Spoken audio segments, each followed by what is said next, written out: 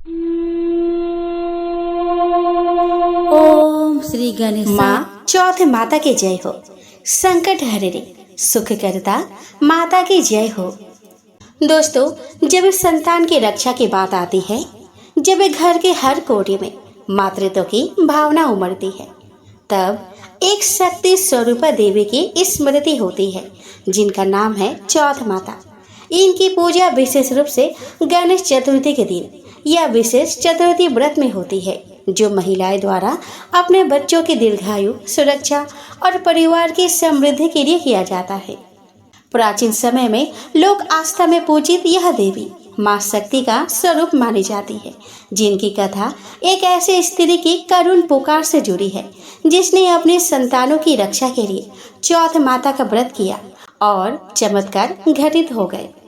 यह कथा मातृत्व की अडिग आस्था और माँ की ममता की ताकत की प्रतीक है, जहाँ एक औरत अपने परिवार पर आए संकट को टालने के लिए व्रत करती है, भूखे प्यासी रहकर चौथ माता की कथा सुनती है और माँ चौथ उस पर अपनी कृपा की वर्षा करती है। लोक मान्यता के अनुसार चौथ माता देवी पार्वती का ही एक रूप है, जो गणेश जी की माता के रूप में पूजित है। कुछ क्षेत्रों में इन्हें ग्राम देवी, कुल देवी या विघ्न विनाशिनी के रूप में पूजा जाता है। इस दिन स्त्रियां उपवास करती है, चौथ माता की मिट्टी की मूर्ति बनाकर उसकी पूजा करती है, रोली, चावल, दूर्वा, मोदक और फल अर्पित करती है। संध्या में व्रत कथा का श्रवण करती है, रात्रि में चंद्र दर्शन कर अर्घ्य देकर व्रत पूर्ण करती है। जिस घर में होती है चौथ माता की पूजा, वहाँ कभी दरिद्रता नहीं टिकती। माँ की कृपा से रोग, भय और बाधाएं दूर होती है। तो आइए आज चतुर्थी के दिन हम सुनते हैं चौथ माता की चमत्कारी कथा। तो दोस्तों, बहुत समय पहले की बात है। भारत के एक छोटे से गांव चंद्रपुर में एक अत्यंत श्रद्धालु, धर्मपरायण महिला सुमति अपने पति धीरज और 2 पुत्रों के साथ निवास करती थी।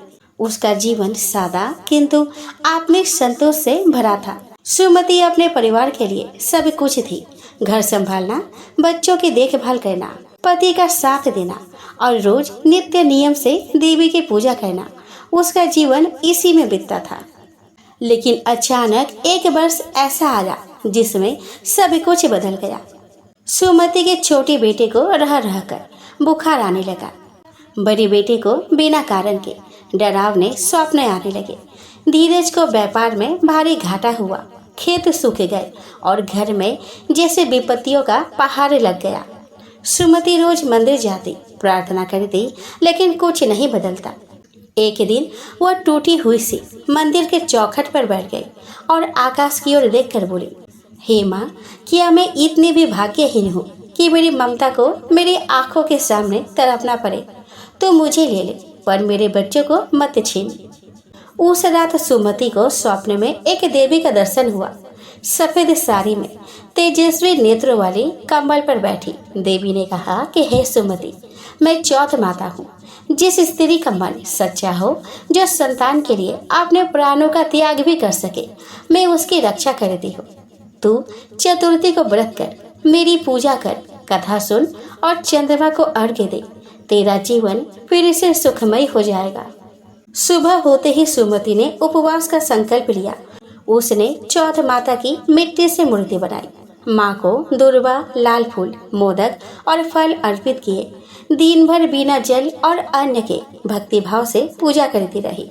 शाम को जब गांव की औरतें कथा सुनने बैठी, सुमति ने भी माँ चौथ की व्रत कथा पूरे भाव से सुनी। जैसे ही सुमति ने कथा पूर्ण की और चंद्रमा को अर्घ्य अर्पित किया, उसके बच्चे का चेहरा जैसे दमक उठा। छोटे बेटे का बुखार उतर गया। बड़े बेटे की आंखें नींद से भर गई, चेहरा शांत हो गया। धीरज बाहर से भागते हुए आया और बोला कि सुमति, व्यापार का घाटा अचानक खत्म हो गया। खरीदार खुद चलकर आ रहे हैं। गांव भर में सुमति की श्रद्धा और चौथ माता की महिमा की चर्चा होने लगी। चौथ माता केवल देवी नहीं, माँ की ममता का प्रतीक है। जो स्त्री सच्चे मन से यह व्रत करती है, उसकी संतान दीर्घायु, पति सुरक्षित और घर सुखमय बनता है। यह व्रत बताता है कि जब मन में श्रद्धा हो और माँ का नाम हो तो सबसे बड़ा संकट भी टल जाता है। आइए दोस्तों, अब हम चौथ माता की दूसरी कथा का श्रवण करें। तो दोस्तों, एक शहर में देवरानी जेठानी रहती थी। देवरानी बहुत ही गरीब थी। बड़ी मुश्किल से उसका गुजारा चलता था। देवरानी हमेशा गणेश जी का पूजन और व्रत करती थी। देवरानी का पति जंगल से लकड़ी काट कर बेचता था। देवरानी घर का खर्च चलाने के लिए जेठानी के घर काम करती थी और शाम को जो भी बचा हुआ खाना होता था वह जेठानी उसे दे देती थी। इस तरह उसके घर का खर्च चल रहा था।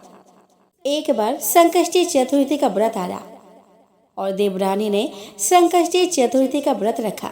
उसके पास पैसे नहीं थे, इसीलिए उसने तिल व गुड़ लाकर तिलकुटा बनाया।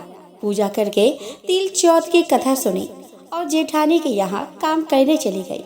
सोचा कि शाम को चंद्र को अर्घ्य देकर जेठानी के यहाँ जो कुछ भी मिलेगा वह खा लेगी। शाम को जब जेठानी के घर खाना बनाया तो उसके जेठानी का व्रत होने के कारण सभी ने खाना खाने से मना कर दिया। अब देवरानी ने जेठानी से बोला कि आप मुझे खाना दे दो जिससे मैं घर चली जाऊं। इस पर जेठानी ने कहा कि आज तो किसी ने भी अभी तक खाना नहीं खाया, तो मैं कैसे दे दूं? तुम सवेरे ही बचा हुआ खाना ले जाना। ऐसे में देवरानी बहुत दुखी हुई और भूखी ही घर चली गई। बच्चे भी घर पर भूखे थे। देवरानी के पति बच्चे सब आस लगाए बैठे थे कि आज तो त्योहार है, इसीलिए कुछ पकवान आदि खाने को मिलेगा। लेकिन जब बच्चों को पता चला कि आज तो रोटी भी नहीं मिलेगी तो बच्चे रोने लगे। उसका पति भी बहुत क्रोधित हो गया और कहने लगा कि दिन भर काम करने के बाद भी वह 2 रोटियां नहीं ला सकती। देवरानी बेचारी गणेश जी को याद करती हुई रोते रोते पानी पीकर सो गई। उस दिन चौथ माता बुढ़िया का रूप धारण करके देवरानी के सपने में आई। सपने में उन्होंने देवरानी से पूछा कि सो रही है या जाग रही है। वह बोली, कुछ सो रहे हैं, कुछ जाग रहे हैं। बुढ़िया माई ने कहा कि भूख लगी है, खाने के लिए कुछ दो। इस पर देवरानी ने कहा कि क्या दूं? मेरे घर में तो अन्न का एक दाना भी नहीं है। जेठानी बचा हुआ खाना देती थी, आज वह भी नहीं मिला। पूजा का बचा हुआ तिलकुटा छिक्के में पड़ा है, वही खा लो। चौथ माता ने तिलकुट खाया और उसके बाद कहने लगी कि निपटाई लगी है। इस पर देवरानी ने कहा कि बुढ़िया माई, आप बाहर कहाँ जाओगी? कोई जानवर काट लेगा। यह खाली झोपड़ी है, आप कहीं भी जा सकती हो, जहाँ इच्छा हो वह निमट लो। इसके बाद चौथ माता बोली कि अब कहाँ पूछूं? इस पर देवरानी ने कहा कि मेरी साड़ी से पूछ लो। देवरानी जब सुबह उठी तो वह देखकर हैरान रह गई कि पूरा घर हीरो और मोतियों से जगमगा उठा था। उस दिन देवरानी जेठानी के घर काम करने नहीं गई। जेठानी ने कुछ देर तो राह देखी, फिर बच्चों को देवरानी को बुलाने भेज दिया। जेठानी ने सोचा कि कल खाना नहीं दिया था, इसीलिए शायद देवरानी बुरा मान गई होगी। बच्चे बुलाने गए। देवरानी ने कहा कि बेटा, बहुत दिन तेरे माँ के घर काम कर लिया, अब मुझे काम नहीं करना। बच्चों ने घर जाकर माँ से कहा कि चाची का पूरा घर हीरो और मोतियों से जगमगा उठा है। जेठानी दौड़कर देवरानी के पास आई और पूछा कि यह सब कैसे हो गया। देवरानी ने उसके साथ जो कुछ हुआ था वह सब कह डाला। उसने भी वैसा ही करने की सोची। उसने भी संकष्टी चतुर्थी के दिन तिलकुटा बनाया। रात को चौथ माता उसके भी सपने में आई और बोली कि मुझे भूख लगी है, मैं क्या खाऊं? जेठानी ने कहा कि आपके लिए छीके में रखा है, फल और मेवे भी रखे हैं, जो चाहे उसे आप खा लो। उसके बाद कहने लगी कि निपटाई लगी है। जेठानी बोली कि मेरे इस महल में कहीं भी निमट लो।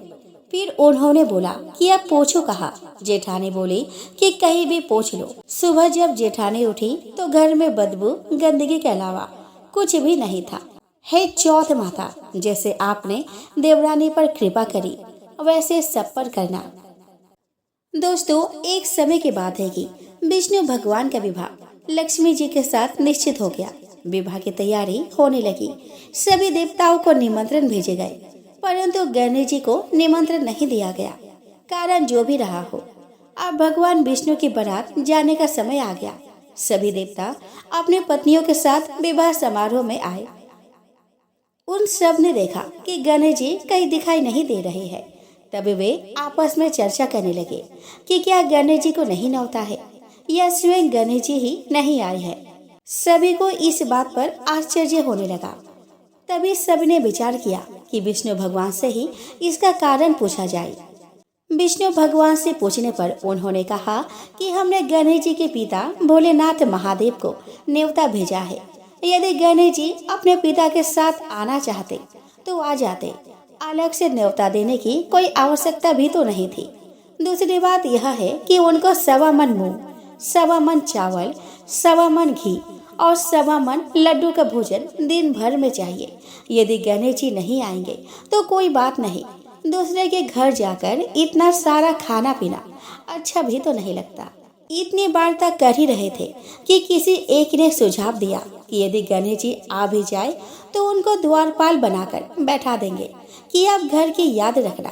आप तो चूहे पर बैठकर धीरे धीरे चलोगे तो बारात से बहुत पीछे रह जाओगे। यह सुझाव भी सबको पसंद आ गया तो विष्णु भगवान ने भी अपनी सहमति दे दी।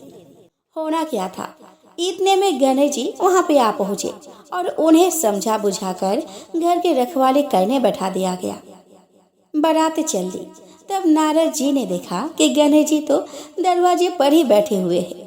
तो वे गणेश जी के पास गए और रुकने का कारण पूछा।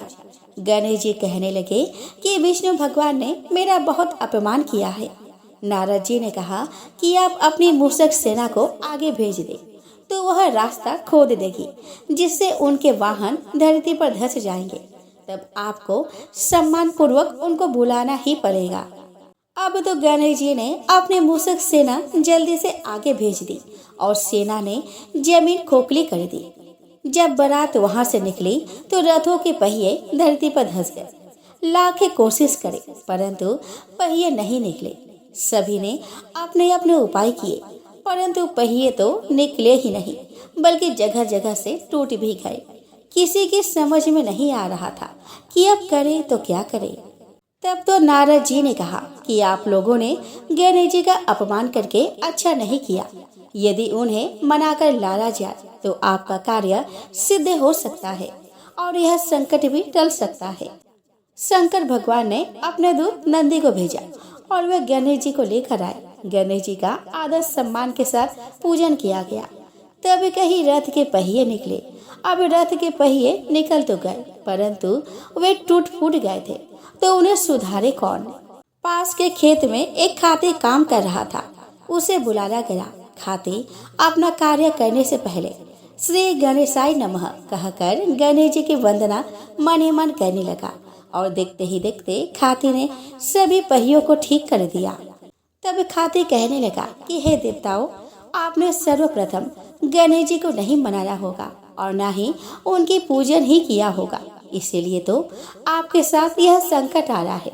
हम तो मूर्ख अज्ञानी है, फिर भी पहले गणेश जी को पूजते हैं, उनका ध्यान करते हैं। आप लोग तो देवता गण है, फिर भी आप गणेश जी को कैसे भूल गए। अब आप लोग भगवान श्री गणेश की जय बोलकर जाए तो आपके सभी काम बन जाएंगे और कोई संकट भी नहीं आएगा। ऐसा कहते हैं कि बारात वहां से चल दी और विष्णु भगवान का लक्ष्मी जी के साथ विवाह संपन्न कराकर सभी सकुशल घर लौट आए।